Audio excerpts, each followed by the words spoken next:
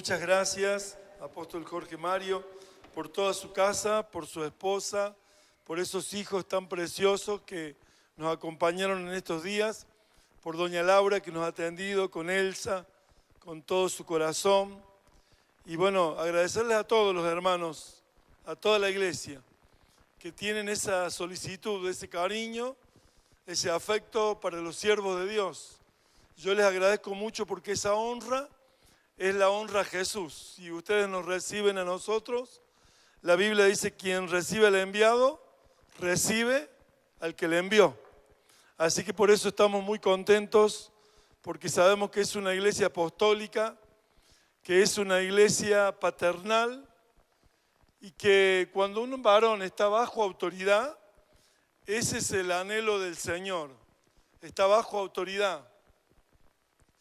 Muchas congregaciones tal vez pudieran crecer mucho y estar con muchas cosas, pero si el varón no está bajo autoridad, si no tiene padre ministerial, todos los que realmente hicieron la voluntad de Dios, por donde pasa la voluntad de Dios, que es la Biblia, la palabra, siempre han estado bajo autoridad. Eso es muy importante para el pueblo saberlo, que tienen a un hombre que se sujeta a una autoridad de Dios. Y tal vez muchos no le den valor a eso, le den valor a la multitudinario de la gente, de la cantidad. Pero no es la cantidad, es lo que quiere hacer el Señor según su voluntad. ¿Sí, amén? Y sabe que la primera vez que vine, 2008, a la fiesta Jesús, yo prediqué de Abraham, padre.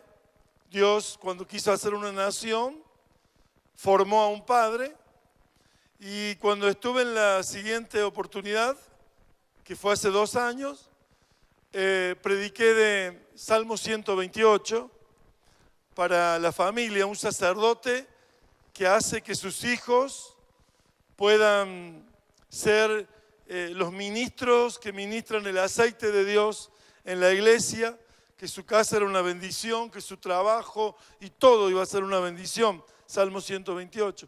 Y en esta oportunidad les quiero predicar de lo que es la paternidad en un patriarcado que Dios quiere hacer, no solo que estemos anhelando ser un hogar doméstico, un padre allí, sino que un padre de muchedumbre de gente, y que también tengamos un sacerdocio, que podamos inclinarnos cada día ante el Señor para llevar la comunión, la adoración y la comunión, para poder hacer en este tiempo lo que es la voluntad de Dios aquí en la tierra. Y lo tercero o lo cuarto sería lo apostólico, que lo apostólico es la misma figura paternal, pero que Dios ahora lo hace con hijos que son discípulos. En todas las ocasiones de la paternidad en tres generaciones, para que cada uno de nosotros entendamos que la bendición de Dios está siempre en forma corporativa, que es una generación más otra generación más otra generación, lo mínimo. Y de ahí en más, todas las generaciones que Dios quiera bendecir. No sé si me interpreta cuando dice Dios Padre, Hijo y Espíritu Santo. Y en la generación de Abraham le da un hijo para que sienta lo que es la paternidad doméstica de un hogar, pero también le da que ese hijo sea un hijo de propósito para una multiplicación de una nación. ¿Sí, amén? Así que Dios quiere bendecir nuestro hogar doméstico de familia y quiere bendecir nuestro ministerio. Y por lo tanto, entre la casa de familia y el ministerio sacerdotal de la iglesia, podemos tener un buen testimonio, un tercer diseño con toda la sociedad. ¿Sí, amén?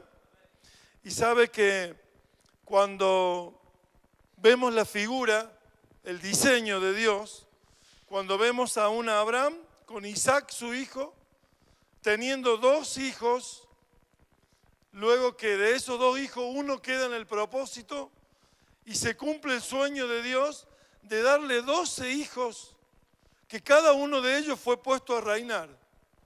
Ahí hay un diseño de paternidad, hay una línea de paternidad. En esa línea de paternidad nosotros debemos entender de que hay un gobierno del reino, porque Dios estaba haciendo una nación. Entonces hay un gobierno en los 12.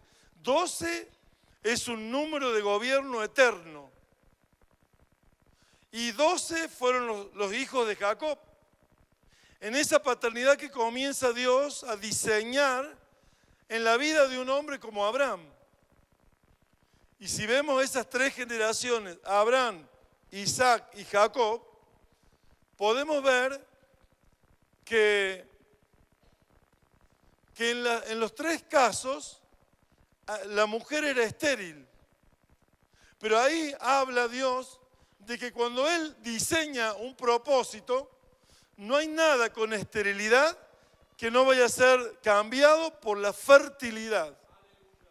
La fertilidad rompe la esterilidad y la paternidad rompe la esterilidad.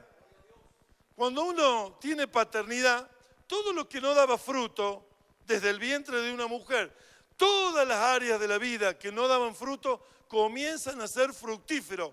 Cuando hay una paternidad que en el rol de hijos vamos formándonos como padres, porque Abraham fue formado en un camino de la escuela de la fe. Y cada día estaba siendo orientado no por una cartografía, no por un GPS, estaba diseñado para caminar en un altar, a donde recibía la orientación, la comunión, lo llevaba a descubrir el plan de Dios aquí en la tierra. Cuando decimos 12, número de gobierno eterno, estamos diciendo lo que gobierna en el cielo, así gobernaremos en la tierra. Cuando decimos Padre nuestro que estás en los cielos, y lo adoramos de corazón, le ministramos adoración, decimos venga tu reino, el próximo paso.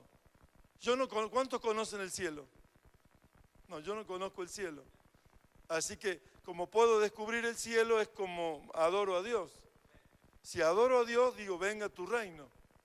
Y Él me enseña que los 12 es un número de gobierno del cielo, para establecerlo en la tierra, para establecerlo aquí, en Guatemala, en Argentina, en las naciones donde Dios nos ha puesto.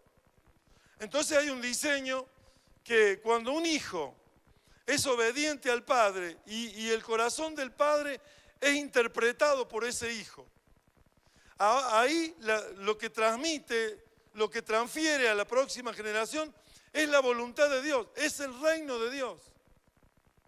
No puede haber un hijo disoluto de la voluntad del Padre que vaya a recibir el reino de Dios, sino un hijo obediente y sujeto.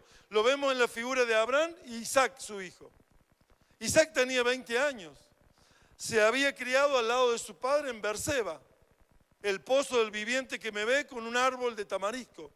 Y ahí él conoció, interpretó el corazón del Padre conforme a la relación que tenía con su Dios. En el encinar de Mamre, ahí en el capítulo 18 de Génesis, Abraham comienza a tener un altar de sacerdote. Así que era un padre, lo estaba formando Dios para ser un patriarca de muchedumbre de gente, y ahora para llevarlo a ser un padre y un patriarca, la esencia misma de Dios estaba en la comunión del altar. Así que en el encinar de Mamre, el capítulo 18 de Génesis, habla que él hizo un banquete con Dios, adoró a Dios.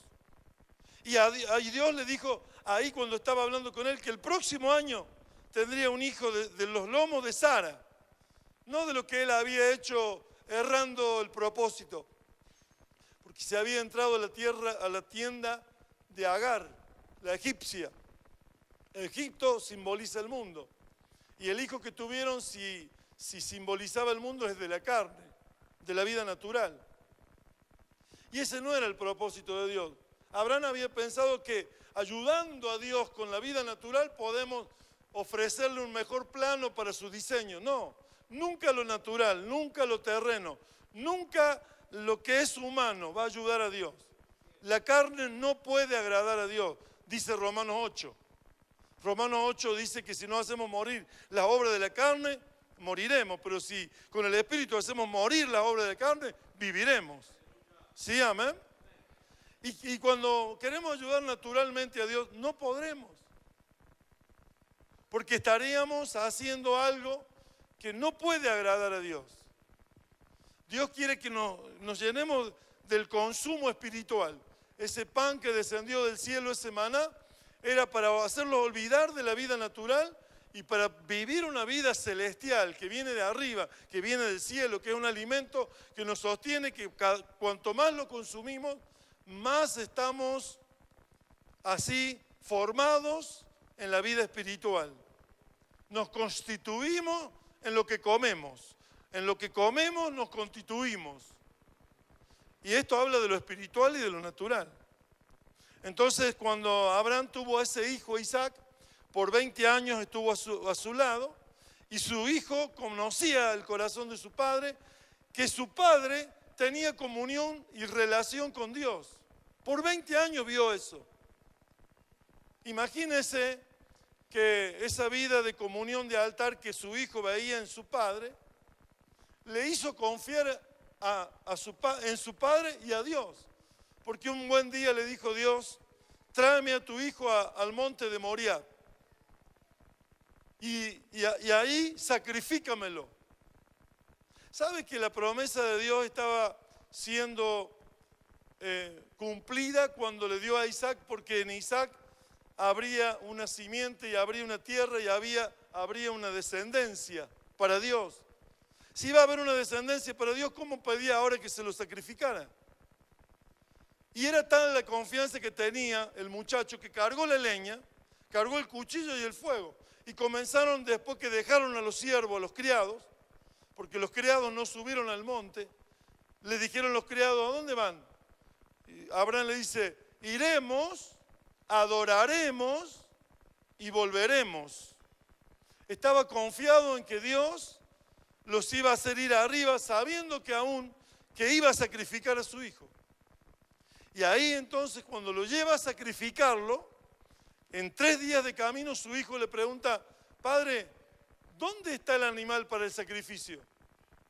Y Abraham, no desprovisto de fe, sino con un corazón dispuesto para Dios, dijo, Dios se proveerá. ¿Sabe que Dios quiere probar nuestra fe y nuestra confianza en Él hasta el último instante? Hay muchas personas que desmayan en el camino de la fe. Aprenden en la escuela de la fe por muchas circunstancias que Dios le va enseñando, porque nada ocurre por casualidad. Todas las cosas tienen un fin y un propósito. En nosotros los hijos de Dios, aún las cosas feas, dice que nos ayudan para bien. ¿Sí, amén? Para edificarnos. Y cuando estamos edificados, Él va a probar nuestra fe, para ver en el nivel de fe, de confianza en Dios que tenemos. Así que muchos no quieren la fe, no quieren la prueba, pero sí quieren la fe. Y al no querer la prueba, nunca puede llegar a ser la fe probada. Porque dice, gozaos cuando os hallé en diversas pruebas, dice el apóstol Santiago. Gozaos. Mire, no es causa de gozo cuando uno tiene una prueba difícil. Sin embargo, gozaos cuando os halléis en diversas pruebas, porque la prueba de vuestra fe produce paciencia. Y su paciencia tenga su obra completa para que seáis perfectos y cabales. ¿Cuál es entonces el propósito de la fe? Llevarnos a la perfección y ser cabales. ¿Sí, amén? ¿Cuántos dicen amén? Y sabe, Abraham demostró a Dios que confiaba en Él. Confiaba. Dios se proveerá. Y fue e hizo un altar y ató a su hijo Isaac. Lo ató. Siendo que el muchacho tenía 20 años, podría escapar, tenía fuerza. Tendría la capacidad para huir de ahí. Sin embargo, se dejó atar. Porque eso habla de que el hijo también tenía confianza en su padre. Esa es la relación que muestra en paralelo a Dios el Padre con Jesús su Hijo. Tenía tal confianza que fue a la cruz. Ese sacrificio que Isaac fue llevado a ser sacrificado, en paralelo lo hizo Cristo. Confió en el Padre y dijo, pasa de mí esta copa, pero que no sea mi voluntad, sino que sea tu voluntad. Y ahí cumplió la voluntad del Padre y al tercer día Dios lo resucitó. Al muchacho, cuando levantó el cuchillo, Abraham dijo, Abraham, no has rehusado a tu único. O sea, había visto a Dios. Y ahí nomás dándose vuelta, Abraham había embramado ahí un cordero en las zarzas que estaba prendido y tomó aquel cordero y lo sacrificó en ese altar. El hijo no muere, el que murió es el cordero. En paralelo, el hijo no muere porque cuando estuvo en la tumba descendió. La vida nunca puede morir. La vida no muere. Cristo vive para siempre. Él es la vida. Y cuanto confiamos en Él, vamos a tener la vida y la vida eterna. Aunque esté muerto, el que confía en mí vivirá. ¿Sí, amén? Ahora bien, estaba Dios trayendo el reino de los cielos a la tierra. Su hijo Isaac tuvo a 2 hijos de una matriz estéril. La paternidad rompió la esterilidad y vino la fertilidad de 2 hijos en una misma bolsa. Y dijo Dios a Jacob, amé, y a Esaú aborrecí, porque en la presciencia Dios conocía que uno no iba a tener el corazón para caminar en el propósito, pero el otro sí.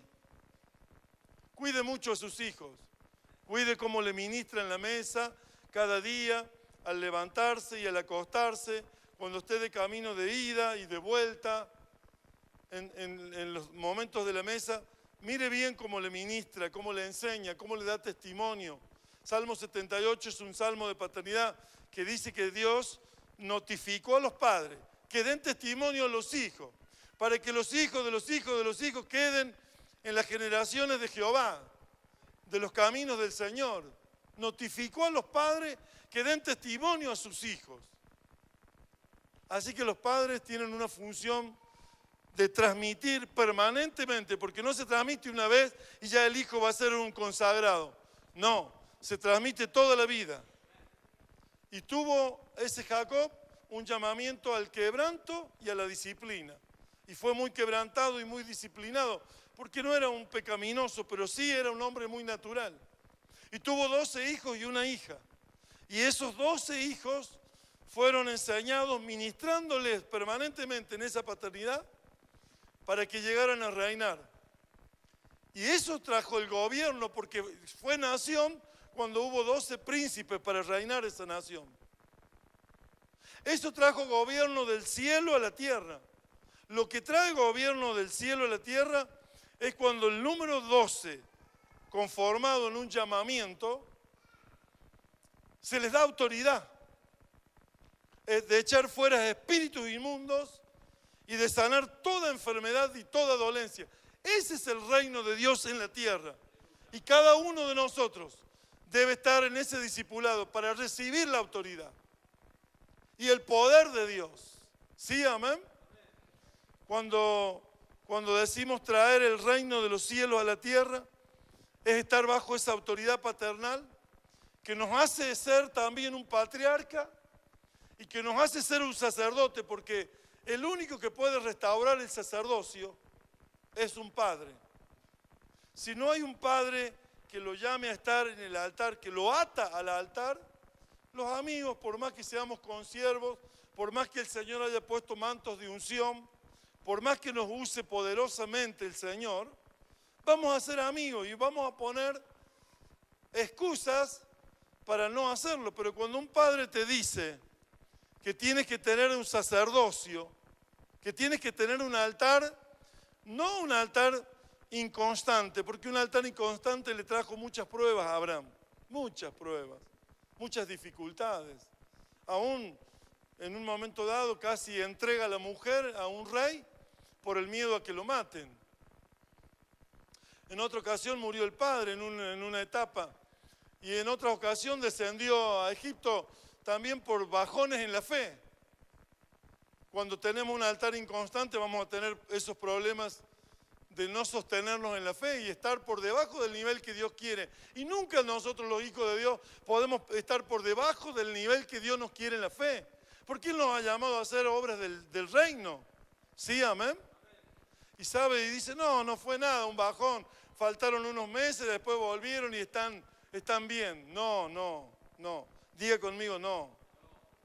No, pero no digan pocos, así pocos no. A ver, ¿cuántos no? no hay que bajar espiritualmente, porque los padres damos los ejemplos a los hijos.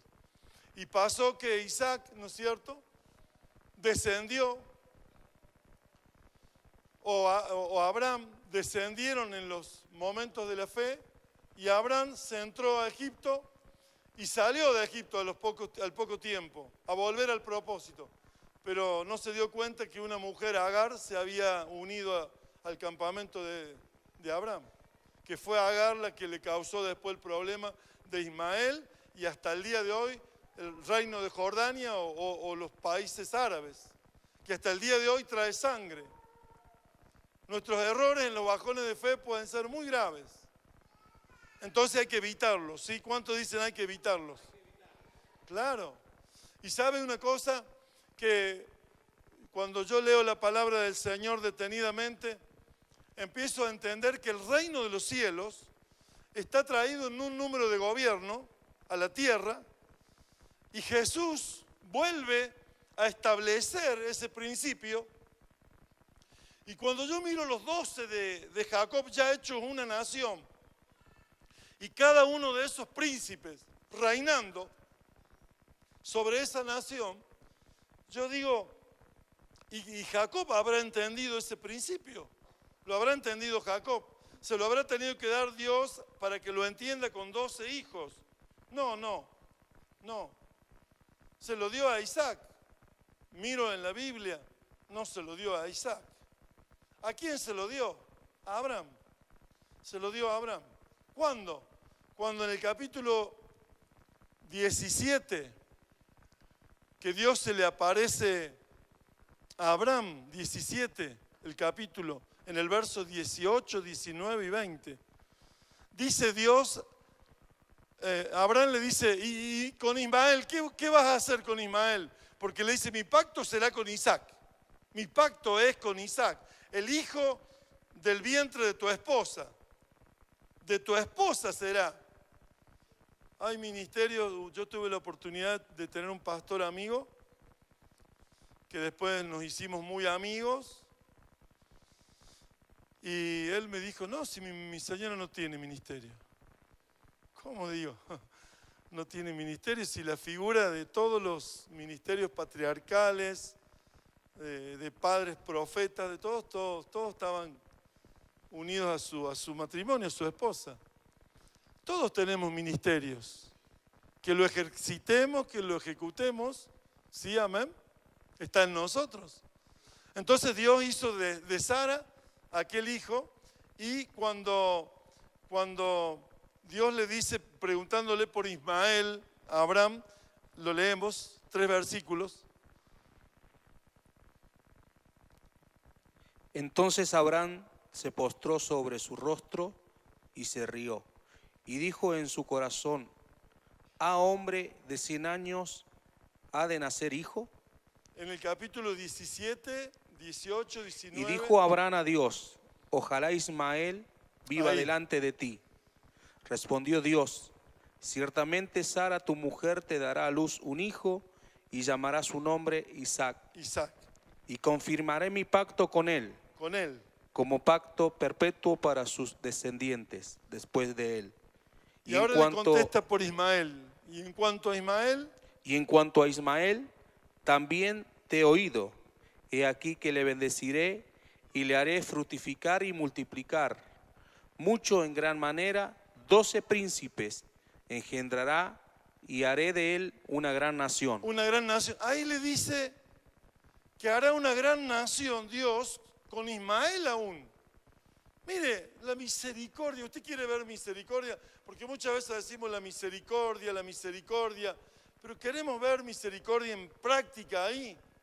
Vemos que en un grave error que lo quiere sacar a Dios, a Abraham, y hacer como él le parecía, busca una mujer para tener hijos, para que se cumpla el plan de Dios, y eso lo ofendió a Dios, que no apareció por 13 años a Abraham, no se le apareció. Y ahora vemos la misericordia, dice, mira, en tu error, en tu falla, en ese hijo que tuviste del mundo y de la carne, aún te lo voy a bendecir. Te lo voy a bendecir, miren la misericordia. Aún en tus errores, en tus pecados, en tus fallas, en tus ofensas a Dios, aún te lo va a bendecir.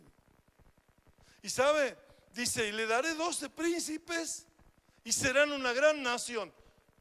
Ahí digo yo, gracias Señor, porque es tu nación. El reino de los cielos está compuesto por gobierno de 12, gobierno eterno. Entonces, de un reino que jamás será destruido. Entonces, le dio el principio a Abraham. Abraham se lo ha dicho a Isaac. E Isaac se lo ha dicho a Jacob. Por eso Dios le daba 12 hijos. Y Jacob, orando y buscando la comunión con Dios, los puso a todos a reinar. Y fueron la nación de Israel en la tierra que vivimos. Y que yo tuve la dicha, por la gracia de Dios, de viajar a ese lugar y tener mis pies dentro de los muros de Israel. Y caminar ahí en los lugares donde Jesús y todos los antepasados de la fe caminaron. Entonces vemos que es una nación real. De las promesas que Dios le hizo a Abraham, todas fueron real. Todas se cumplieron. La nación de Dios persevera y perdura hasta hoy, con ese reino. ¿Sí? Amén. Y sabe, cuando Jesús hace su llamado a los 12, capítulo 10, libro de San Mateo, cuando Jesús hace su llamado a los 12, habían pasado como 3000 años. ¿Sí? Entonces de 1000 de Abraham a David, 2000 de Abraham a David y 1000 de David a Jesús, son 3000 años, y en esos 3000 años se habían hecho, los principios se habían diluido en el tiempo. En el tiempo de Elías, Dios hace que Elías fuera un padre profeta de la nación y tuviera un tiempo de ministración con un hijo, Eliseo, al tipo de Dios y Jesús, Dios el Padre y Jesús su Hijo, y vemos ahí que hay una restauración de la paternidad, una restauración de un padre profeta de la nación, reinando en gobierno, porque a Acab se le presentó y dice, por la causa de que no están haciendo bien las cosas, el cielo se cerrará. Y hasta que no volvió a hablar 3 años y medio después, los cielos no se abrieron. ¿Hay gobierno o no hay gobierno? ¿Hay gobierno? Claro. Hay gobierno en un padre profeta que no hizo restauración en un hijo, pero que no estaba fuera del propósito de Dios, porque el día que cayó fuego del cielo para mostrar que Dios era el Dios de Elías, él acomodó el altar, arregló el altar. Un altar arruinado no trae la voluntad de Dios. Un altar arruinado no trae la voluntad de Dios. Usted quiere tener la vida en el reino, ser participante del escenario del reino, ser un discípulo que reciba autoridad y poder. Si usted quiere ser eso, tiene que tener un altar. Elías lo hizo, el altar, arregló el altar arruinado de Israel, puso 12 piedras, allí puso el sacrificio y sobre eso echó 4 baldes de agua por 3 veces seguidas a la zanja que había hecho, y cuando cayó el fuego del cielo consumió todo, hasta las piedras, hablando de que Él puede consumir todas las cosas, ¿sí? Amén, el fuego sagrado, respaldando esa restauración que Eliseo tenía por Israel en lo que era el discipulado, en lo que era un padre con un hijo. La relación central de toda la Biblia es la relación de Dios Padre con su Hijo Jesucristo. Y Jesucristo como Padre de sus discípulos, Padre. ¿Me escuchó? No era un líder, no era un maestro, no, era un Padre. Más allá de toda la enseñanza y todo lo que les hizo saber. Y si lo queremos ver a Jesucristo antes de su vida en manifestación con sus discípulos, podemos verlo en Hebreos 3. En Hebreos 3 dice que el apóstol y sumo sacerdote, por eso ahora hablamos de un padre, de un patriarca, padre de una multitud, el patriarca es padre de una nación, hablamos de un sacerdocio y hablamos de un apóstol. El apóstol, primer apóstol de Dios, Jesucristo. Mire la palabra de Hebreos 3. Por tanto, hermanos santos, participantes del llamamiento celestial, considerad al apóstol y sumo sacerdote de nuestra profesión, Cristo Jesús. Cristo Jesús. Así que nuestra profesión de fe es considerando al apóstol y al sumo sacerdote de nuestra profesión de fe, Cristo Jesús. Él es el apóstol por excelencia, el enviado. La palabra apóstol quiere decir apóstolo en griego, enviado. Pero si uno más finamente, más profundamente busca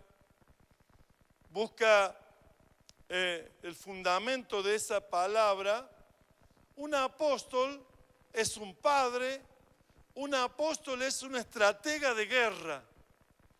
Es quien entrega las armas para la batalla. Un apóstol que llama a sus 12 está trayendo la voluntad de Dios a la tierra. Padre nuestro que estás en los cielos, santificado sea tu nombre. Venga tu reino. Hágase tu voluntad aquí en la tierra como en el cielo. Yo no subí al cielo, así que tengo que conocer la voluntad de Dios por el altar. Y Dios me dice en su palabra que el reino viene para hacer la voluntad de Dios aquí en la tierra. Y Jesús ahí, como apóstol y sumo sacerdote, dos funciones. Dijimos que el padre y el patriarca tienen que ser un sacerdote. Cristo Jesús, apóstol y sumo sacerdote. Un apóstol es un patriarca, es un padre. Un apóstol es uno que entrega las armas. Un apóstol es quien trae el reino de los cielos a la tierra. Es quien equipa a la iglesia. La iglesia no va a estar entretenida. Cuando hay un apóstol y tiene paternidad, esa iglesia va a estar ministrada, entregándole las estrategias, las armas y el poder del reino para hacer que el enemigo salga de la gente y la gente venga a Cristo. Ese es el plan de Dios en la iglesia. Ese es el diseño de Dios en la iglesia del Señor. Gloria a Dios, aleluya. Bendito sea el Señor. Y sabe que cuando Jesús viene como apóstol y sumo sacerdote, llama a sus 12. Había muchos más discípulos a la posibilidad del llamado. Pero la palabra viviente, desde arriba hacia abajo, la palabra viviente que es Cristo, el verbo, la palabra enviada, el poder de Dios en Jesucristo, su amado Hijo, para decirnos a nosotros que nos ama, para decirnos a nosotros que Dios es el hombre en mayúscula. Somos creados a imagen y semejanza de Él. Y la imagen en Cristo vemos al Padre. En la imagen de Cristo vemos al Padre. Y si vemos nuestra vida a la par de la imagen de Cristo, muchos no sabían quién era. Judas tuvo que besarlo para que se dieran cuenta entre los demás. Cuando lo entregó a los soldados. Era igual que nosotros. En la imagen, porque Dios cuando habla palabra, a imagen los creó suya y podemos decir, a lo mejor vemos a un Dios con otra imagen. No, lo vimos a Jesucristo con nuestra misma imagen. ¿Sí, amén? Y la semejanza es el cómo actúa Dios en el cielo, así nos trajo el cómo actuar nosotros en la tierra. Ser un sacerdote, hacer las cosas que se hacen arriba. Dice la palabra del Señor que Jesús nada hizo. En el capítulo 5 del libro de San Mateo dice, nada hizo sin que viera hacerlo a su Padre. Nada. ¿Sabe que entonces Jesucristo sí, que estuvo en el cielo, en la gloria del Padre? Él traía el gobierno estableciendo así el principio que de lo que le había dado Dios a Abraham, un llamado, el linaje de los llamados, le había dado en las 3 generaciones su bendición para que fuera una nación. Podemos ser una nación si llamamos como Jesús llamó a esos discípulos. Fíjese, ahí dice San Mateo 10. Entonces, llamando a sus 12 discípulos, les dio autoridad sobre los espíritus inmundos para que los echasen fuera y para sanar toda enfermedad y toda dolencia. Ahí está, mire. Dice, llamando a sus 12, así que hay un llamado, sobre su vida hay un llamado. Diga, yo tengo un llamado de Dios. Nadie puede estar en esta sala si Dios no lo hubiera llamado.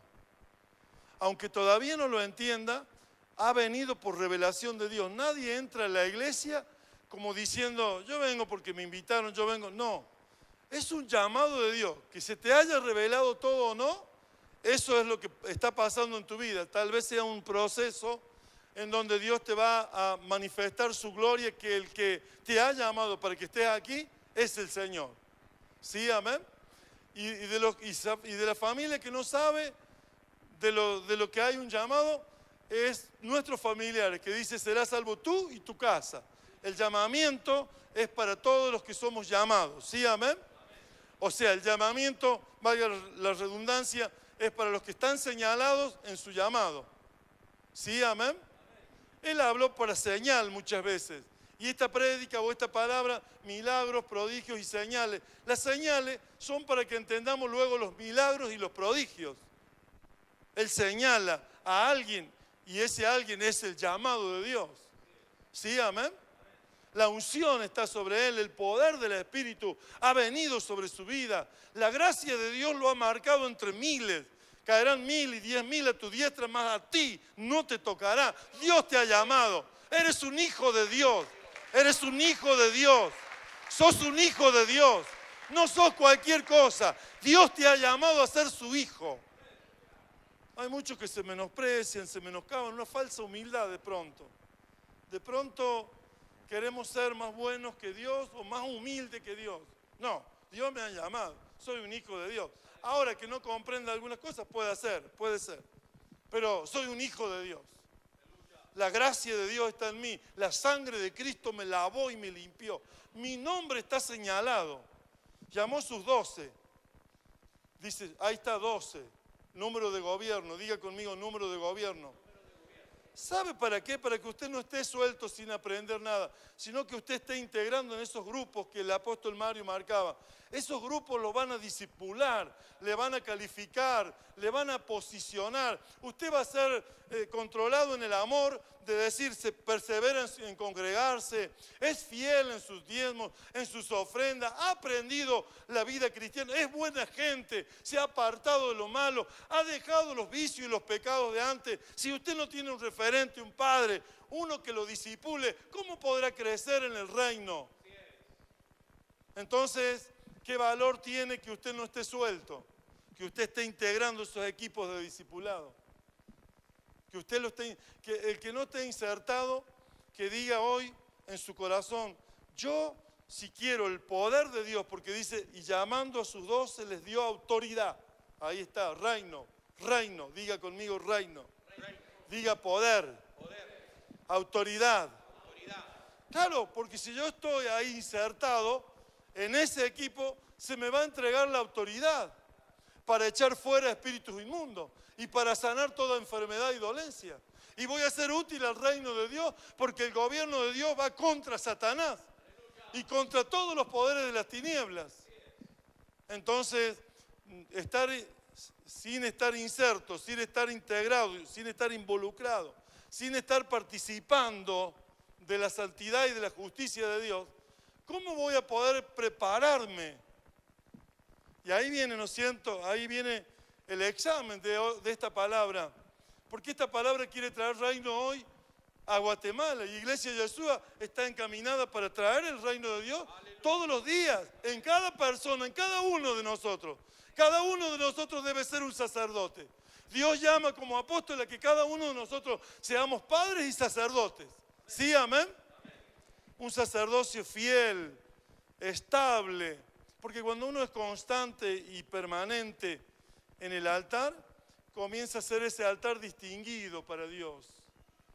Dios escucha esa oración. Ahora si yo soy, ¿no es cierto?, que nunca quiero estar inserto, que nunca me involucro, que hago como que nada, como que no importa, como que es lo mismo. Los otros se sacrifican, yo no. Bueno, esos son muchas veces los Esaú, los que venden su primogenitura. Son llamados, están dentro del pueblo, están dentro de una familia cristiana, pero ellos no quieren obedecer. A ellos les gusta comer tranquilo y disfrutar así como así.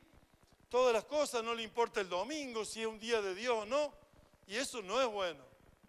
Nosotros venimos a edificarnos, a adorar a Dios y a edificarnos.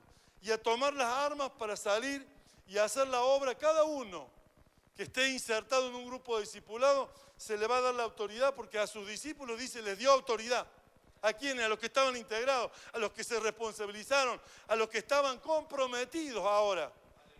Ese solo un padre puede restaurar el sacerdocio. Sacerdocio son 12 personas. Ahora hablamos de sacerdocio. Sacerdocio, en el término original, es una palabra en todas las naciones del mundo, menos en Israel. Israel tiene en la palabra sacerdote 2 palabras unidas en el arameo original. Y la mitad de la palabra quiere decir servir a Dios. Que en todo el mundo el término completo quiere decir servir a Dios. Pero sacerdocio se compone de otra palabra que dice en grupo, en comunidad, en equipo. Cuando dice en grupo, en comunidad, en equipo, quiere decir que no soy yo solo. Va a ser un grupo, va a ser un equipo, va a ser una comunidad. ¿Para qué? ¿Para qué Dios quiere un grupo que le sirva? Gobierno de 12. Más bien sería gobierno del rey. Si todas las naciones tienen rey, danos un rey, danos un rey. No, no, no, no. Ustedes tienen que formar el reinado en el sacerdocio. El reinado está en el vínculo con Dios porque Dios es teocrático, no es democrático. Todos le obedecemos a Dios. ¿Me escuchó? Entonces, mire lo que vale que usted esté involucrado. Mire lo que vale que usted esté insertado. Servir a Dios en grupo. Servir a Dios en equipo. Servir a Dios en sujeción. Servir a Dios bajo autoridad. Servir a Dios no es como yo quiero. No, dice, yo tengo un área ahí de la iglesia y que a mí... No, porque yo... No, usted no. Usted, así sea uno de los músicos más destacados, usted tiene que estar insertado en un equipo de sacerdocio, de discipulado, porque es el sacerdocio que compone el equipo, para que el apóstol Jorge Mario, que tiene sus hijos ministeriales, sepa cómo está usted su vida. Cuando él está con los discípulos, él va a saber cómo está su vida, si está dando fidelidad en todo, si está siendo honesto, si sus bajones traen malas palabras cuando las cosas se dicen en enojo, nosotros también las sabemos y conocemos y luego premiamos, como hoy se premiaron a los obreros para decirle, bueno, están aptos porque tienen un corazón sin soberbia. En la humildad del servicio ustedes lo pueden hacer. ¿Sí, amén? Y sabe, cuando para estar unidos, ¿cómo se debe hacer? Si no, siempre el viejo hombre va a querer resurgir. Ah, que mi capacidad, que mi habilidad, mi yo y mi capacidad. No, todo es valorable a que te lo reconozcan. Otros dan testimonio de mí. Yo no hablo de mí mismo, yo hablo lo que el Padre, lo que oí del Padre os hablo, decía Jesús. Todos le decían, qué bárbaro, vos sos Dios, porque mirá los milagros que hace. No, dice, yo lo que traigo es de mi Padre. Las obras que hago son de mi Padre. ¿Sí, amén? Entonces, para que se vaya ese yo, ese equipo es el que va a romper con nuestra propia identidad humana. Así que si hablamos de un sacerdocio unido, tiene que morir ese que va al altar, es un sacrificio. El altar, para que sea un altar, si no sería una mesa de otra cosa. Pero si es un altar, hay que morir ahí. Porque el altar mayor es la cruz y ahí murió Jesús. Ahí murió su yo para que se cumpla la voluntad del Padre. Ahí fue el auténtico sumo sacerdote que sacrificó una vez y para siempre. Y se abrió, rasgó el velo del templo para que tengamos acceso al trono de la gracia. ¿Sí, amén? Porque Jesús murió en la cruz. Sumo sacerdote. Entonces, cuando dice sumo sacerdote, dice estar unidos. Y cuando dice estar unidos, les puedo graficar para que ustedes entiendan en una ilustración como un saco de papas o una bolsa de papas, como usted le llame. Hay un montón de papas ahí, están juntas, pero no están unidas. Y usted las lleva a la verdulería, del mercado a la verdulería, y están juntas las papas, pero no están unidas. Y las lleva a la casa, la señora las compra y las lleva en la bolsa, y están juntas, pero no están unidas. Y las pone dentro de la olla una vez pelada y cada una tiene su forma y están juntas pero no están unidas. Pero una vez cocinada, se la hace puré y cada una pierde la identidad y ya ahora es una masa, es un puré. No es cada uno ha perdido su yo. Ahora es un sacerdocio, ahora estamos unidos. Ahora vamos a hacer la obra para la gloria de Dios. ¿Sí, amén? ¿Cuántos dicen, usted que está a mi lado es puré ahora? Usted es puré, usted está unido. Usted no anda buscando su propia gloria. Dígale a usted, dígale, a ver, dígale. Usted es un sacerdote que no busca su propia gloria. Tiene que morir, dígale, tiene que morir al yo. Tiene que morir a la identidad humana. ¿Sí, amén? Eso es un sacerdocio. Es cuando un padre le ministra el altar, para que ese altar allí tenga el sacrificio cada día de renunciar a mi yo. El que no se despoja de su propia vida, dice, no es digno de ser mi discípulo. Despojado de la propia vida y de todo lo que posee. De todo lo que posee. Así que Moisés poseía una alta educación, la más alta educación de Egipto, en la casa de Faraón, pero cuando llegó a servirle al Señor, que conoció que era un hebreo, en vez de servirle como debía, tomó liderazgo y mató a un egipcio. Y se iba a enterar Faraón, así que huyó al desierto y estuvo 40 años en el desierto. Y toda esa educación tan alta, tan elevada que había adquirido allá en Egipto, tuvo que ser quitada, olvidada, a cero, cuidando a sus ovejas, cuidando a las ovejas de su suegro, Jetro. Así que ahí se tuvo que olvidar de toda aquella capacidad humana para recién poder servir a Dios como un libertador de su pueblo. Dios quiere usarte, pero va a usar que el desierto y el cuidar las ovejas, el cuidar de las ovejas, te haga olvidar de la habilidad humana y de la capacidad humana, porque a veces nos creemos más que los demás, porque nuestra capacidad humana ha tenido la suerte de estudiar o de ir a una educación, y por ahí ponemos en niveles, decimos este es de otro nivel, este otro de otro nivel, pero Jesús dice mira el corazón, el Señor mira, y por eso escogió del vulgo, para que nadie se jactara de que eran ellos los habilidosos, sino que nos mostró Dios de que Él quiere glorificarse. Él no va a compartir la gloria con nada, eso es sacerdocio. Cuando un hombre entiende de que Él y de Él dependen todas las cosas, ese hombre es un sacerdote. Se sabe un deudor todos los días, soy deudor. Salmo 49 dice que no, esta salvación tan grande con nada, con ningún dinero ni con nada podrá pagarse. Por ahí venimos como a escuchar el mensaje, así como que no necesito. No, soy un necesitado, soy un deudor, soy un sacerdote que debo adorarte por tu gloria, por tu magnificencia, porque eres creador de todo. Te necesito. Y ahí entonces se convierte en ese sacerdote, si no, no lo entiende. Y es como decía Jorge Mario en su explicación, que muchas veces en el liderazgo se quisiera, como en el mundo, que estar en el lugar, pero el lugar que nos ha puesto el Señor es de mucho compromiso, de mucha responsabilidad, porque Él nos va a pedir cuenta por cada uno de las almas que nosotros ministramos. Entonces, partiendo desde esa responsabilidad, es temor y temblor lo que nos ocasiona cada vez que estamos con la gente y de las cosas que vamos a responder y de las cosas que vamos a contestar y cómo vamos a hablar. Entonces yo lo veo a Jorge Mario con un respeto, con un orden para comunicarse, para expresarse, para que cada cosa sea bien entendida y bien interpretada y que comprenda cada uno qué es el punto de partida de la iglesia. Un Gilgal. Un Gilgal es el punto de partida.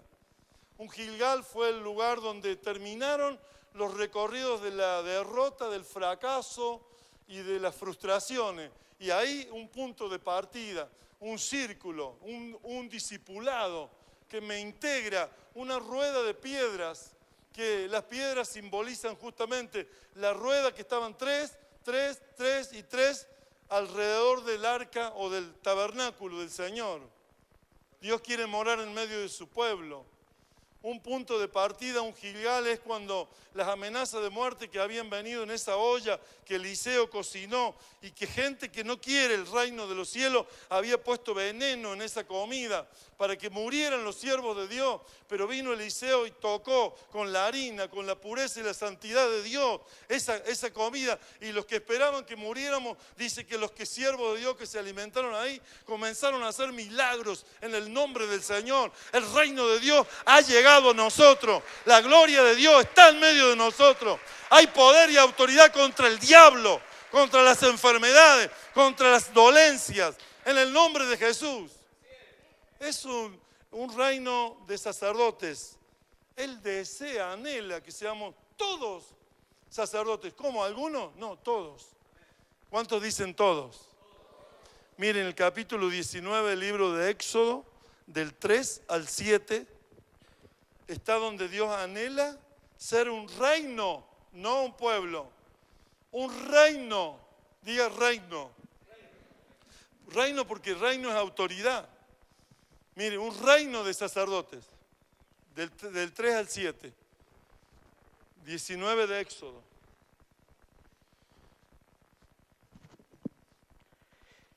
Y Moisés subió a Dios, y Jehová lo llamó desde el monte, diciendo: así dirás a la casa de Jacob, y anunciarás a los hijos de Israel: vosotros visteis lo que hice los egipcios, y cómo os tomé sobre las alas de águila, y os he traído a mí. Ahora pues, si diereis oído a mi voz, y guardareis mi pacto, vosotros seréis mi especial tesoro. Mi especial tesoro. Sobre todos los pueblos, porque mía es toda la tierra.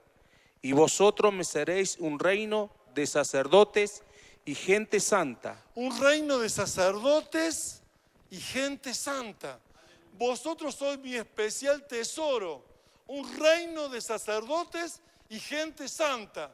Que no toque lo inmundo. Porque estamos contra ese reino de las tinieblas. A todos los espíritus inmundos tenemos autoridad si estamos integrados como discípulos. Porque no somos número en la iglesia.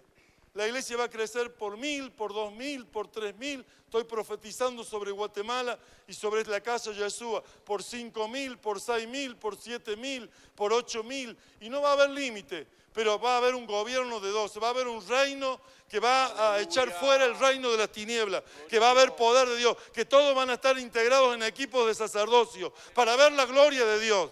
Para ver la honra y la gracia de Dios. Derramándose con poder en esta casa. Esta casa no va a estar entreteniéndola a la gente. Usted va a estar siendo edificado en esta casa. Como hasta el día de hoy. Usted va a ser edificado en esta casa. Usted va a ser edificado. Muchas veces usted ve las luminarias dejándose captar. Pero usted tiene que mirar los principios del diseño de Dios. Recordamos que hablamos de Hebreos 3, en donde dice que nuestra profesión de fe es Cristo Jesús, que es el apóstol y sumo sacerdote. Él unió los sacerdocios, Él unió los reinados en un solo reino, el Dios Todopoderoso. Usted escuche, en el libro de Pedro, primera de Pedro, capítulo 2, versos 8, 9, 10. Mire usted del comienzo, libro de Éxodo, de cuando sacó Dios de Egipto a su pueblo. Le entregó a Moisés un tabernáculo y que las tribus estuvieran a su alrededor, 12 tribus, gobierno eterno.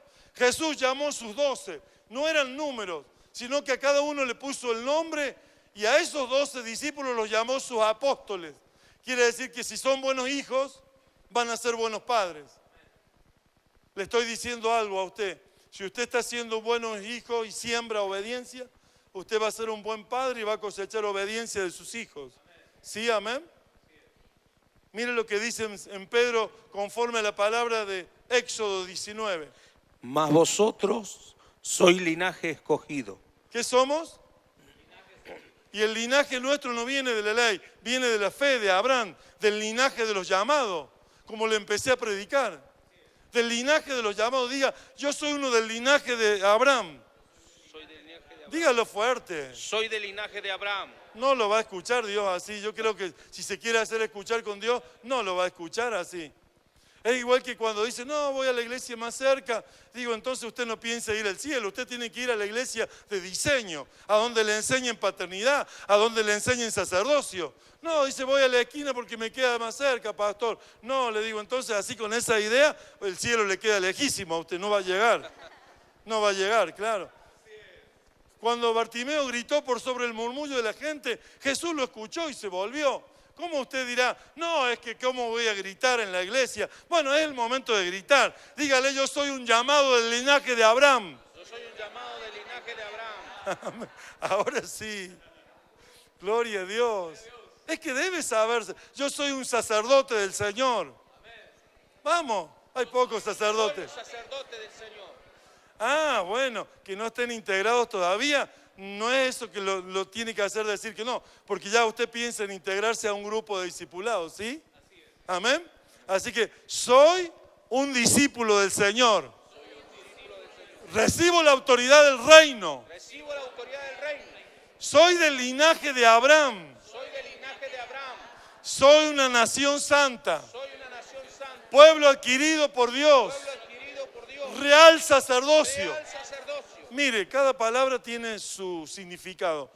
Así que somos del linaje que Dios nos llamó. A ver, seguimos. Mas vosotros sois linaje escogido, real Linaje escogido, sacerdocio, real sacerdocio, nación santa, nación santa. pueblo adquirido por Dios, para que anunciéis las virtudes de aquel que os llamó de las tinieblas a la luz admirable. Ahí está, mire. Somos linaje escogido. Del linaje de Abraham lo escogió, lo llamó. De ese linaje somos llamados, escogidos. Dice, nación santa, apartada para él. Somos una nación, hay montones, miles de naciones en la tierra, o cientos y cientos y cientos de naciones en la tierra, pero nuestra nación, la iglesia, el cuerpo de Cristo, es una nación escogida, un linaje escogido y santo, apartado para él. Real sacerdocio. Está diciendo que no somos del sacerdocio de Aarón, sumo sacerdote. El sumo sacerdote Aarón pudo tener un sacerdocio santo, apartado para él, para Dios, pero santo. Pero nosotros que venimos del nuevo pacto en Cristo, venimos de un sacerdocio de la realeza, de la familia real, que Él es el Señor Jesucristo. Él pertenece a la familia real del reino de los cielos. Por eso nosotros no tenemos un sacerdocio santo si viniéramos de Aarón. Venimos del nuevo pacto en Cristo y somos sacerdocio real para la gloria de su nombre. Somos del real sacerdocio. ¿Sí, amén? Dígalo fuerte, por favor. ¿Qué es usted? Real sacerdocio. Pueblo adquirido por Dios. No se lo regalaron. Diga, no se lo regalaron. ¿Vio lo que es un regalo? Usted no le cuesta nada. Diga, no le cuesta nada. No le cuesta nada. Cuando usted recibe un regalo, a usted no le cuesta nada. Pero pueblo adquirido quiere decir, dice pueblo comprado. Él lo compró a precio de sangre. Él pagó el precio en la cruz del Calvario. Cuando estaba hablando el apóstol Pedro, cada palabra tiene un significado. Cada una de las palabras. Si algo hace bien, es leer la Biblia con un espíritu de vida. La Biblia no es un libro de antigüedades, no es un libro de historia, no es un libro de autobiografías de héroes de la Biblia. La Biblia es un libro de vida. Usted no va a encontrar detalles para organizar una historia. No. Usted va a encontrar por donde pasa la vida. Cuando usted lee la Biblia, todo fue pasando por donde estaba la vida, por donde la vida tenía propósito. Así que cuando usted lea la Biblia en actitud de oración y ora la Biblia, ora la Biblia, usted va a tener la revelación. Medita la Biblia y ora en actitud de oración. Ora la Biblia, ora leyendo, lee orando. Ora leyendo, lee orando. Sabe que el campamento de Dios recibía el maná, el alimento del cielo, para que se constituyeran espirituales. Así que un sacerdote salía a recoger lo que iba a consumir la familia. Si su esposo no tiene oración, a las 5 de la mañana ponga el reloj a la esposa y sáquelo con el codo de la cama, hasta que se caiga al suelo para orar. ¿Cuántas hermanas dicen amén?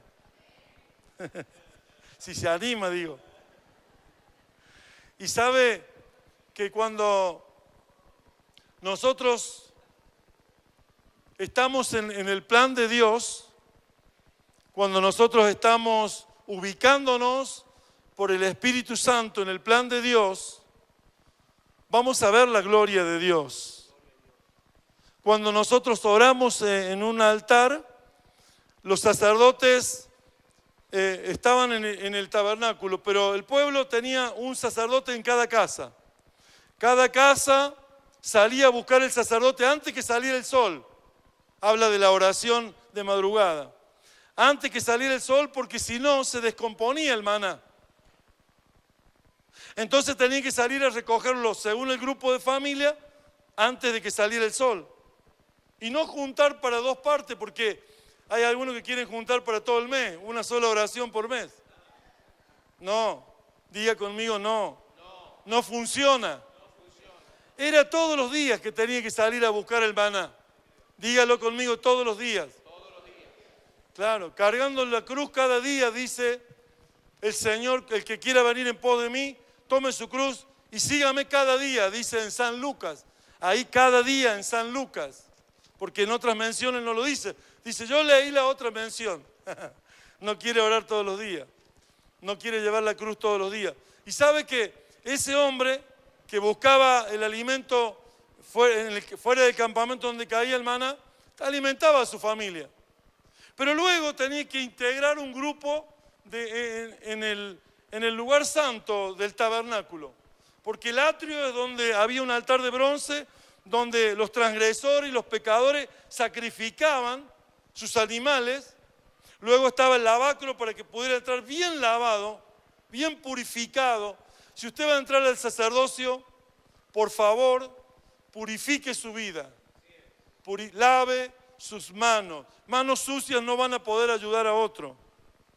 Y entraba al lugar santo, y el primer mueble del lugar santo tenía 12 sacerdotes, y era la mesa de los panes de la proposición. En la Reina y Valera, en la versión, dice la mesa de los panes de la proposición. Pero en una Biblia de Jerusalén, dice los panes bien dispuestos del arreglo, dice los panes del arreglo, porque los sacerdotes, el sumo sacerdote entraba y arreglaba, que en ese arreglo bien dispuestos era la mesa del arreglo de los panes, o de los panes del arreglo del rostro de la presencia de Dios. Cuando los sacerdotes compartían ahí, la vida de Dios los nutría, los alimentaba y los hacía crecer. Si usted quiere crecer espiritualmente, la vida del Señor viene a través de estar en la comunión de los 12, porque ahí el Espíritu Santo les va a impartir el alimento del cielo en su cuerpo, en su espíritu, en su alma, en su ser. ¿Sí, amén? Y a su nombre. Y ahí comían el pan en comunión y crecían en comunión. La vida de Dios venía. Y luego estaba el candelero al centro del lugar santo. Y el candelero tenía hermosas cosas, cruciales. Porque el candelero en el lugar santo alumbraba la vida de los hombres de Dios. En el atrio la luz era natural. Pero dentro del lugar santo la luz era la luz del Señor. La luz espiritual. queremos ser alumbrados espiritualmente, tenemos que estar integrados en esos equipos. Tenemos que estar participando, tenemos que estar involucrados. La iglesia se nutre, se alimenta y crece, se edifica. Y sabe que el candelero era todo de oro puro, de una sola pieza. ¿Y sabe qué quiere decir? El oro significa la naturaleza de Dios. El oro significa la naturaleza. Así que Dios el Padre era en ese tabernáculo. Pero como tenía un pie, una caña principal, y 3 brazos de un lado y 3 brazos de otro, esa figura es Cristo. Porque Cristo es la imagen del Padre, invisible. El Padre invisible, que la naturaleza es de oro, así era el candelero. Pero la imagen era de Cristo. Cristo nos mostró la imagen. Felipe le dijo, muéstranos al Padre y nos basta. Jesús dijo, tanto tiempo he estado con vosotros y no me habéis conocido. ¿No sabes que yo soy en el Padre y el Padre es en mí? Si me has visto a mí, has visto al Padre. Cuando usted veía el candelero, era la imagen de Jesús, pero también era la imagen del Padre invisible. Y las lamparillas eran la luz del Espíritu Santo. La gloria de Dios estaba en el centro del tabernáculo. Y cuando un sacerdote se impartía de vida, se llenaba de vida, se nutría, se alimentaba y crecía, la luz de Cristo viene en la revelación. La revelación viene. La revelación viene cuando usted está integrado en un grupo y la vida de Dios viene a usted. Usted comienza a tener la revelación. Ahora muchos los teólogos quisieron aprender todo esto por doctrina. Esto no se aprende por doctrina. Esto se aprende por las experiencias que usted tenga con el Señor. Por la adoración que usted le dé al Señor. Las experiencias que usted vive día a día van a ser las que le van a mostrar la revelación de Dios. Y sabe que el sacerdote es el que activaba las cosas. Ponía los panes para que se nutrieran, pero la vida de la comunión de Dios se impartía. El pan de vida es Cristo, el que descendió del cielo, el verdadero pan de vida. No el maná que los dieron vuestros padres y murieron. Yo soy el pan de vida, dice Jesús. ¿Sí, amén? Y pasaban al candelero y ahí en las 7 lamparillas había aceite. Tenía que ese aceite ser provisto por los sacerdotes. Los sacerdotes saben a qué entran al templo del Señor a servir. ¿Sabe a qué entran los sacerdotes? Pregúnteme a mí, como dice el apóstol Byron Walter. Pregúnteme a qué entran los sacerdotes. A servir al tabernáculo, a servir, únicamente a servir. Activaban entonces con el fuego sagrado, activaban las lámparas.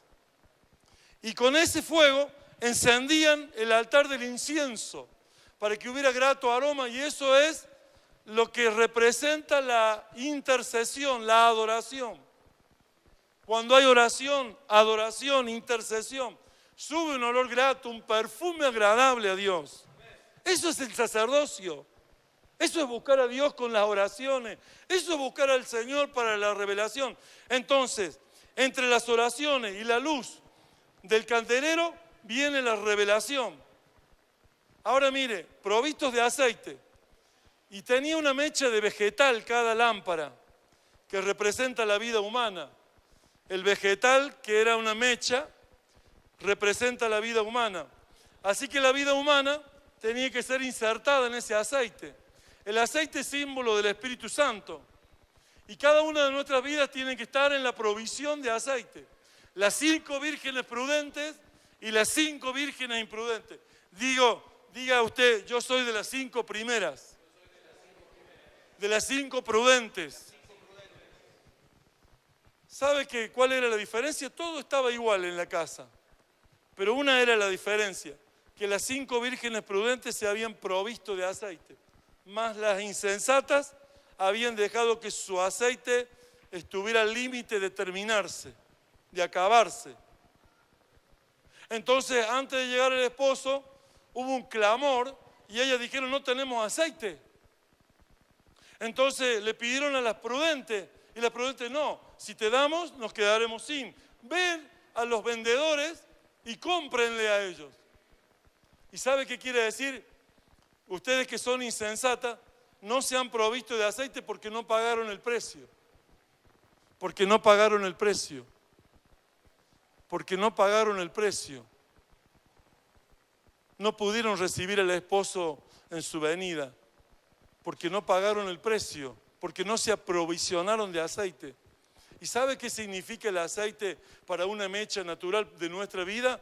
Que una mecha, cuando no tiene la provisión de aceite es baja, no sube, sino muy poquito, se humedece solo, y en vez de dar una luz que ilumine, que resplandezca, da humo. Y hay cristianos que están humeando y no están ardiendo, no iluminan a nadie. Al contrario, los vecinos tienen que cerrar los ojos porque el humo les hace mal.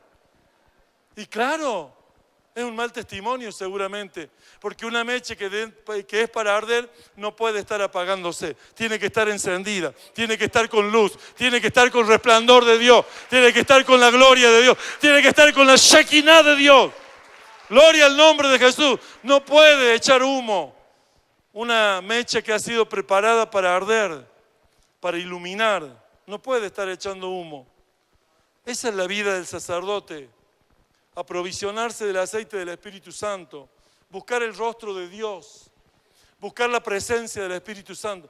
Y si esas lámparas iluminaban bien, usted tenía visión para entrar al lugar santísimo. Y es tan tremendo el lugar santísimo que se lo tendríamos que explicar en otra venida, para la gloria de Dios. Termino diciendo algo. El principio de Abraham, Isaac y Jacob, 12, restaurado por Elías con Eliseo, ahora certificado, puesto al principio aquel, estableciéndolo Jesús con sus 12, trayendo reino y gobierno. Ahora vamos a Apocalipsis, capítulo 21 del verso 9 en adelante. 21 de Apocalipsis, léalo y escúchelo. Les ruego que lo escuche para que usted vea que el principio está establecido en todos los tiempos. En todos los tiempos de la Biblia está establecido el principio de Dios. Escúchelo. Vi un cielo nuevo y una tierra nueva, porque el primer cielo y la primera tierra pasaron, y el mar ya no existía más. Y yo, Juan, vi a la santa ciudad, la nueva Jerusalén, descender del cielo. Descendía la nueva Jerusalén del cielo, que es la que va a habitar todos los hombres con Dios y Dios con los hombres. La nueva Jerusalén. De Dios, dispuesta como una esposa ataviada para su marido. Es la novia del Cordero, es la esposa del Cordero, es la que vamos a estar en bodas con el Cordero. Escuchen. Y oí una gran voz del cielo que decía: he aquí el tabernáculo de Dios con los hombres. Ahí está, el tabernáculo de Moisés ahora era la nueva Jerusalén. Y él morará con ellos, y ellos serán su pueblo. Y ellos serán su pueblo. Y Dios mismo estará con ellos como su Dios. Enjugará Dios toda lágrima de los ojos de ellos, y ya no habrá muerte. Esto es para los que lloran, los que tuvieron que pasar muchas. Sembrarás con lágrimas, pero cosecharás las gavillas con regocijo. Hay lágrimas, hay dolor en el proceso de negarnos a la vida humana. Estamos dentro de un mundo que todo le es permitido. La negación de uno cuesta un sacrificio. Ese es el sacrificio de morir cada día.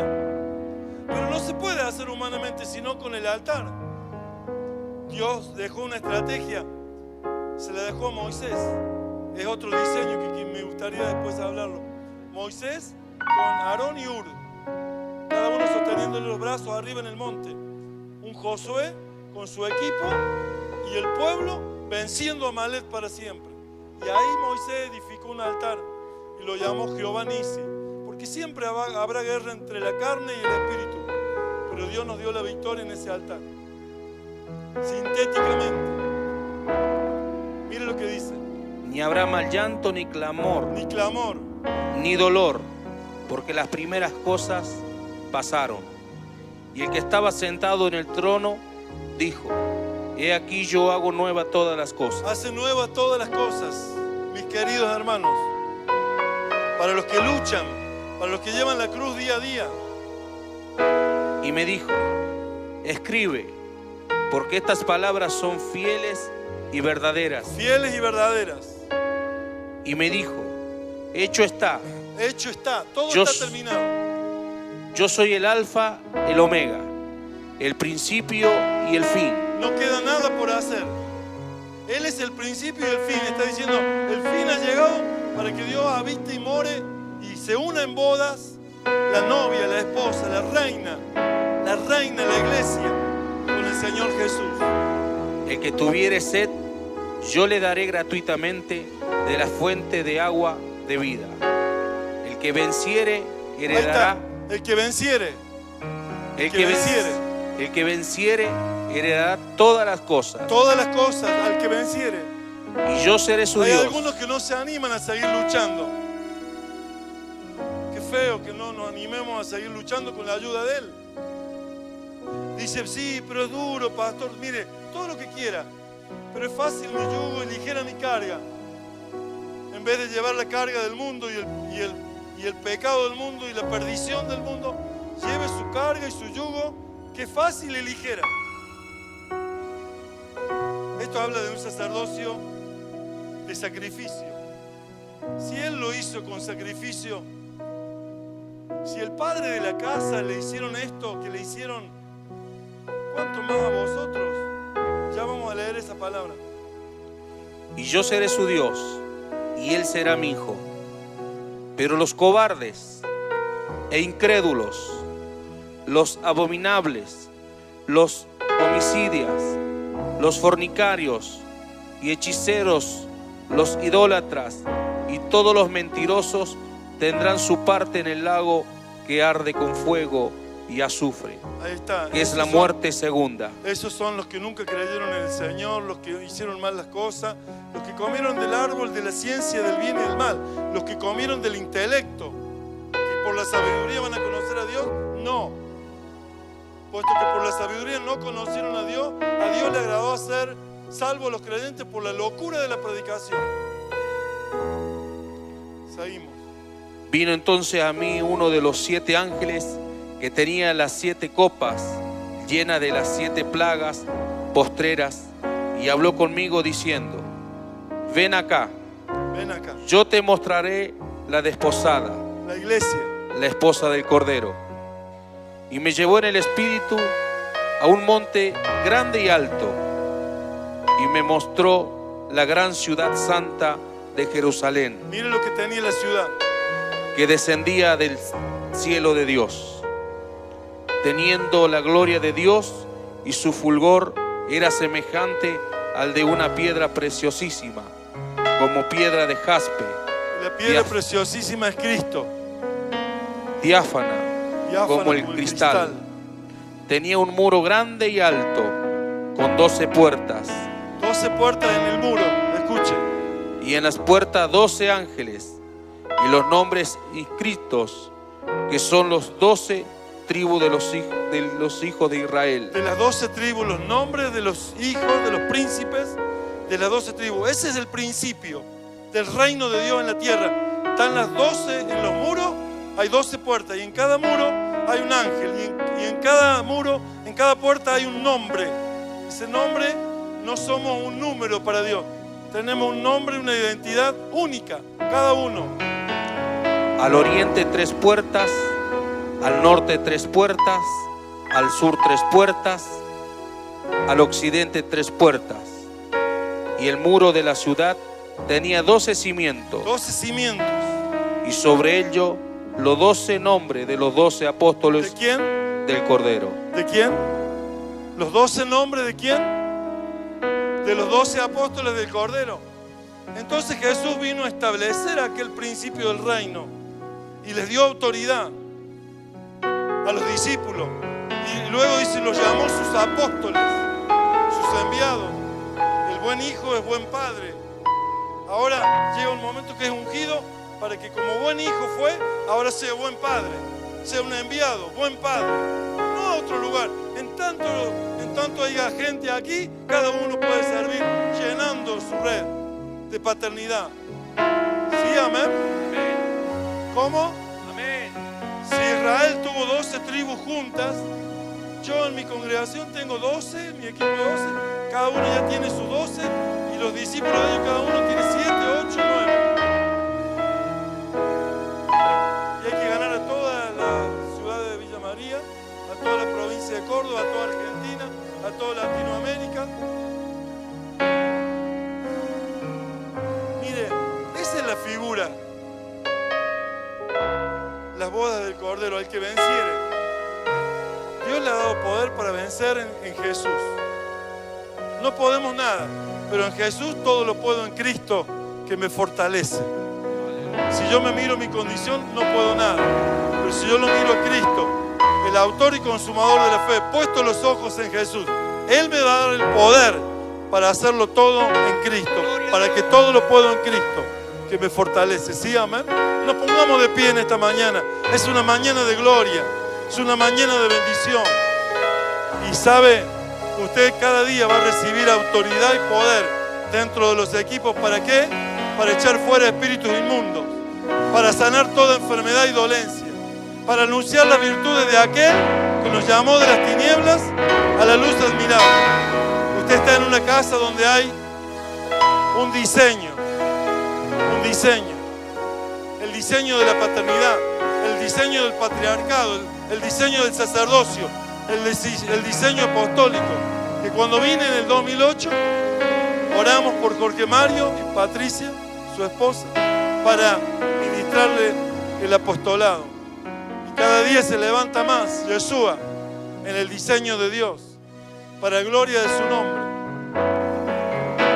Yo di una profecía, me acuerdo cuando estaba, porque estuvo mucho tiempo, Dios me usó en ese congreso para predicar de Abraham y luego para ministrarle a nuestro Padre, dejarse horadar la oreja, ser esclavo por amor. Y con Jorge Mario, cuando lo ungimos, le di una profecía que había escuchado, que un gobernante, un presidente de una nación llamó a un padre que tenía 12 hijos y los invitó a la sala presidencial en honor a esa cantidad de hijos, pero dijo una palabra que fue una frase que no debería haberla dicho nunca, ¿no? Y dijo el presidente al padre: estos son los que hacen pobre a un hombre, porque tenía muchos hijos y no tenía una economía solvente. Estos son los que hacen pobre a un padre. Y el padre, erguido, orgulloso, le dice: no, señor presidente, no es así, porque yo, como padre, no daría ni al menor de mis hijos por toda su fortuna. Gloria a Dios, aleluya. Así el corazón de Jorge Mario. Ese es un padre. Yo ministré proféticamente para que el corazón de Jorge Mario sea de ese padre, de ese calibre. Yo lo bendigo a este siervo en el nombre de Jesús, Jorge Mario.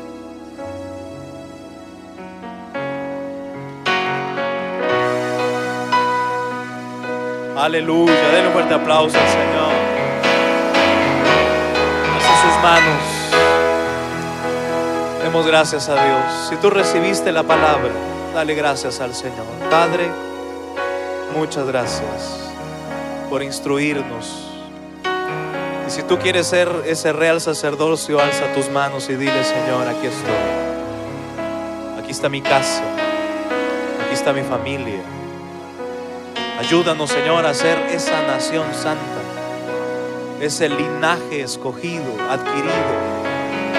Queremos ser, Señor, tu pueblo, tu nación, tu iglesia, una sola familia, donde estemos unidos, perseverando en la santidad, en la oración, en la palabra, y unos a otros animándonos, levantándonos, soportándonos, fortaleciéndonos.